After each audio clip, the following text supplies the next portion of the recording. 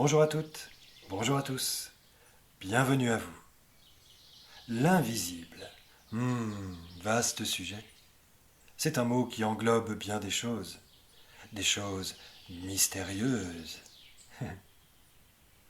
Peut-être avons-nous quasiment tout découvert sur la Terre. Tout découvert ce qui était visible, oui.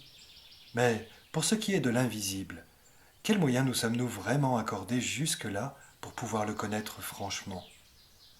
Ne serait-ce là qu'un domaine qui ne serait réservé qu'à des représentants autoproclamés ou à de doux illuminés? Est-il si dangereux de s'y aventurer, seul? Peut-être est-ce bien utile à certains d'entretenir de telles croyances, de telles frontières, de telles mises à l'écart? Faudra-t-il donc attendre la bénédiction de quelque figure d'autorité que ce soit pour s'en aller découvrir ce nouveau monde qui s'ouvre à nous maintenant et qu'il nous est enfin donné de pouvoir connaître? Car oui, l'invisible, c'est le nouveau monde, celui qui est sur le point de se révéler à l'humanité. Un monde dont on ne peut plus empêcher l'accès, même à force de saturation d'informations très captivantes, de problématiques bien matérielles ou autres manœuvres perverses pour chercher à nous en détourner. L'invisible, c'est tout un monde, avec ses continents, ses paysages, ses populations, ses modes de fonctionnement et ses lois universelles. C'est tout un monde en soi. Peut-on vraiment croire que nous avons fait le tour de l'expérience terrestre, de l'expérience humaine, et que c'est à force de technologie ou en fabriquant des fusées spatiales de plus en plus performantes que l'on pourra découvrir l'invisible toujours un peu plus loin, toujours dans un autre visible finalement? Ce serait confondre l'invisible avec ce qui se tient physiquement éloigné et qui demeure encore inaccessible. Et là, il s'agira plus d'une volonté de conquête et de dépassement qu'autre chose. C'est à chacun d'évaluer l'expérience qui lui convient. Toujours est-il que ce nouveau monde est bien là. Il a toujours été là. Et il attend patiemment celles et ceux qui ont profondément besoin de se réaliser entièrement sur la Terre. Car comme je vous l'ai déjà dit, le visible et l'invisible constituent tous deux notre réalité. Ils ne peuvent pas être dissociés. Et c'est justement parce que nous les avons séparés que tout s'est douloureusement compliqué sur la Terre. Puisque c'est tout un monde et qu'il est si vaste, l'invisible s'appréhende forcément sous différentes formes, et plus encore de différentes manières.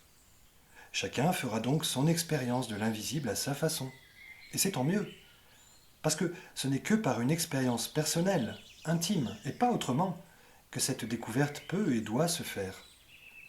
Elle ne peut pas nous être apprise, ni nous être inculquée, juste expliquée et encouragée, le temps de s'y faire, de s'y habituer, d'affirmer ses ressentis, d'intégrer les nouveaux repères.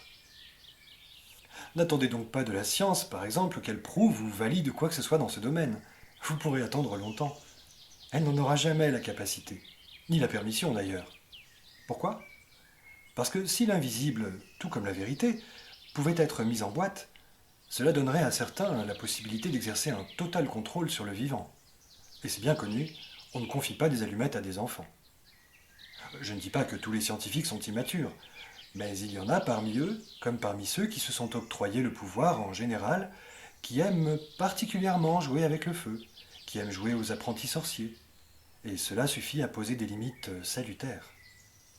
Certaines ont d'ailleurs déjà été franchies. Quand cela est permis, c'est bien pour nous mettre face à des questions fondamentales, éthiques, sacrées. Parce que là, ça ne rigole plus.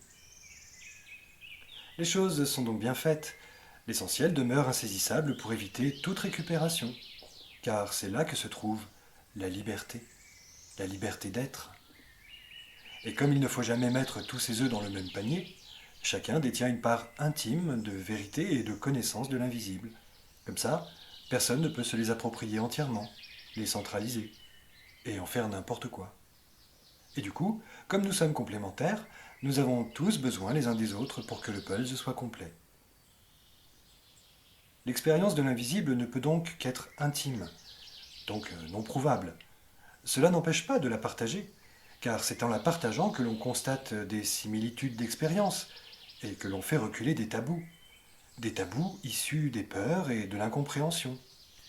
C'est en partageant que l'on se familiarise, que l'on se donne les moyens de comprendre, de faire reculer toute fausse interprétation, toute ignorance, toute bêtise. C'est en partageant que l'on s'inspire les uns les autres et que l'on se révèle les uns aux autres, comme à soi-même. Bref, que l'on s'épanouit. Je ne prétends pas faire autre chose que cela. Partager. Sur ce, il me reste à vous souhaiter de beaux partages, sincères et fondateurs. À bientôt, prenez soin de vous. Et n'oubliez pas, nous irons ensemble vers l'unité retrouvée sur la Terre et personne, je dis bien personne, ne pourra s'y opposer.